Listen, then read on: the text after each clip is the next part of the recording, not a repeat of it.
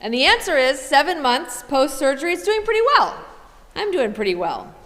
I want to let you know that I've recently graduated from physical therapy, although they didn't even give me like a certificate, so it wasn't that satisfying. I graduated from PT, and now because I still have a long way to go in the healing the muscles department, I've moved on to the other PT, which is personal training.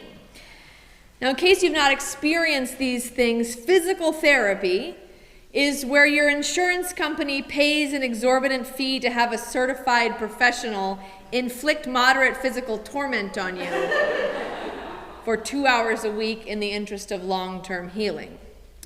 And personal training is where you pay an exorbitant fee out of your own pocket to have a certified professional inflict moderate physical torment on you for 2 hours a week in the interest of long-term healing. So that's some good news for you. I found a good person to work with, very supportive and knowledgeable, but I really have to tell you, it's not easy. As in, it's not physically easy, but it's also not mentally easy to be on this journey of healing. Like, I am capable of so much less than I was before that it's difficult not to get discouraged. Like, if before I could do 50 squats and now I can do 7, it's just like easy to want to give up and do nothing. Does that make sense? Yes. And I realized this as I was leaving my session the other day, and I was thinking about whether it was the right choice to immediately go out and eat 2 large muffins. And I was thinking about discouragement generally. But I was thinking about how there are ways in which this experience of discouragement in the face of difficulty sort of mirrors a crisis that we are having in our culture around hope. So I don't know if you can identify with this, but let me say more. For the last number of years, researchers have been documenting what they are describing as a significant downturn in hopefulness in our country. Now, this started in 2016 and then rapidly accelerated during the pandemic. And the main observation of social scientists is that pretty much everyone is feeling less hopeful than they used to feel. When asked in a survey a question like, do you feel that the future will be better than the past, a growingly large proportion of Americans now say, no, it won't. Our best days are behind us. And this is notable because it really represents a change. We as a culture used to be a lot more optimistic. It's also notable because it's affecting people in very many different walks of life, okay? Now, the least hopeful people are middle-aged, less than college-educated men living in economically depressed areas, which makes some amount of sense, but they're not the only ones. Young adults, who until recently tended to be among the most optimistic groups in our culture, are now less hopeful about their future than they've ever been before. But it's not just them, it's all of us. Statisticians tell us that across the board, we're more likely to feel despair about our political system, to feel worried about our economy, to feel distrustful of the media, and to feel generally less sociable than we did even 5 years ago. And apparently, this doesn't matter where you are politically. This is so interesting. A majority of voters in both political parties feel that their party is losing more than it's winning. So both Democrats and Republicans, when asked, feel like they're losing whatever ballot is they're fighting. And researchers say this is pretty rare, historically speaking, to have both primary political parties feeling pessimistic at the same time. Usually they tend to go in waves based on who's actually in power, but right now everybody is despairing. This is a big concern. Losing hope is a big problem because hope is a key determinant in our well-being as humans. It's a big motivator. It's the starting place of innovation and change, and it's a factor in our longevity. If you are a more hopeful person, you tend to live longer. Now, of course, hope doesn't assure that we're going to make progress in the future. But a lack of hope means that we certainly won't make progress in the future. Because we need hope to thrive. We need to make plans. We need to reach out and build community and build ourselves up. But apparently that's very difficult to do now. We all feel like we have so much further to go toward a hopeful life than we did before. And so what do? That's the question, right? How do we rebuild hope? Of course, there are lots of answers to this. Psychologists say goal setting can help.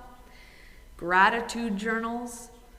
Some practitioners say that you should, I was so surprised to read this, get a hope mentor. So somebody who's more hopeful than you. How you would vet folks for such a job is a little bit of a funny thing for me to think about. So get a hope mentor. But for my money, I just want to tell you today, I think you can't do much better than Christian liturgy. Yes! This has all been a sales pitch. We've been in this series, right? You are what you love, about the purpose of Christian liturgy, about what we're doing here, right? What are we all doing here? And asking the question, why is it worthwhile to be in here rather than out to brunch or waiting in line at Jiffy Lube on Sunday morning or whatever other people are doing? And this is based on a book by James K.A. Smith, a Christian philosopher, and the author of You Are What You Love, The Spiritual Power of Habit. And he suggests that when we participate in or inhabit Christian liturgy, we are embodying the whole story of salvation in a particular way that in the end forms us in the way of virtue.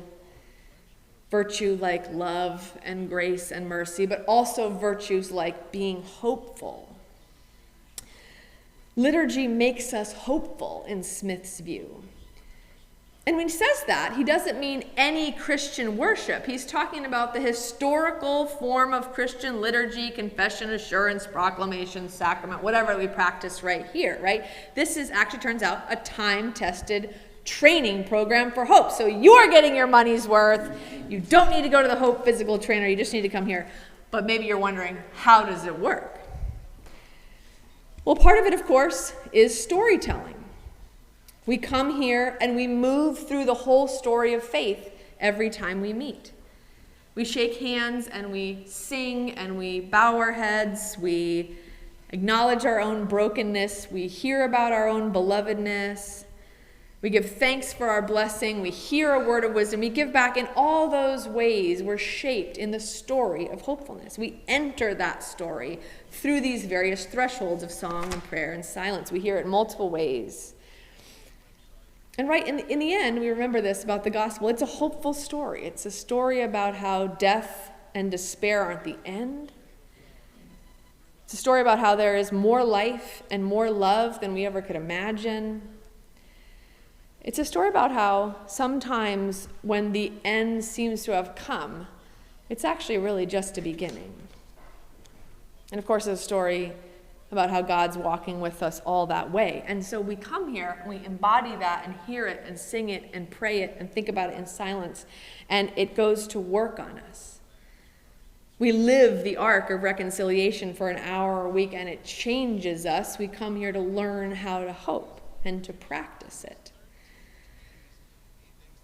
Now, another whole part of this, of course, not just about learning, right? It's about doing it and doing it while we're not alone. We come here to be a community of hope for each other. Now, I was thinking about this. I know this is true in my own life of faith. Being a part of a community of faith has been a lifeline for me in my darkest times. Because when I've lost, when I've grieved, when I've been uncertain about what's next, I've looked around me down the pews to other people who have been where I am.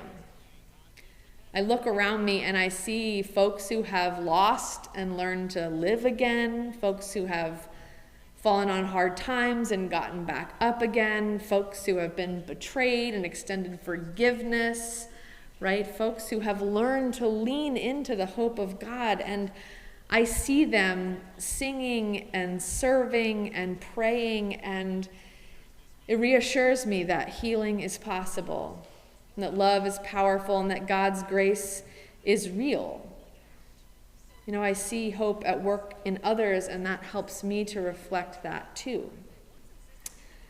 So those are two ways that what we're doing here kind of works. But there's one more way that Christian liturgy trains us for hopes, and that is in its invitation to mystery.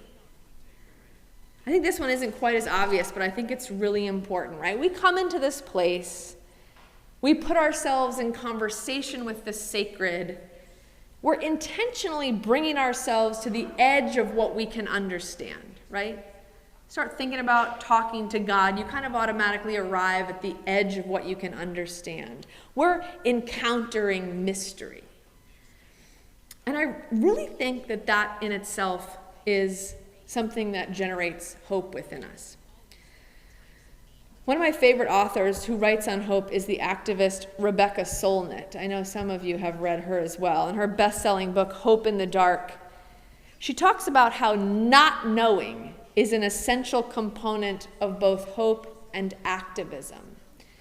She writes, hope locates itself in the premises that we don't know what will happen, and that in the spaciousness of that uncertainty, there is still room to act.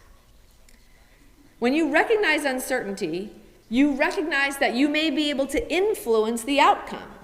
You by yourself, or you in concert with a few dozen or several million others. Right? And I really love that. I love that this idea that if uncertainty exists, it means hope exists too, because there's still time and there's still room to act and to help things change. And I think that's a little bit what we're doing here, that we come here and we practice together this sort of sacred uncertainty. Well, there's a lot of parts of our church, and by that I mean the big church, a lot of different corners of Christendom that seem extremely focused on knowing exactly what God is. I think there's a lot of space and fruitfulness in thinking about the practice of faithfulness as coming close to not knowing and being willing to surrender to that, acknowledging that when we don't know, there's still room for hope. And interestingly, for how methodical 1 Timothy seems to be, you see this in there, right? For all the rules that 1 Timothy wants to tell you about how to do things, you see in this passage, he's writing to his friend, he's saying, I'm writing all of this to you so that if I can't be with you, if things get really difficult, you'll know what to do.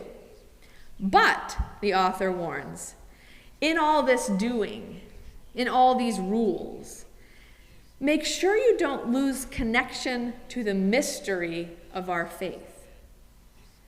Don't forget that that's what it's all about. It's all about the great mystery of God who gave all of this to us to do, and Jesus who helped us see through that lens. And I have to say that really rings true for me. It's kind of a strange perspective, but I really do think mystery is connected to hope.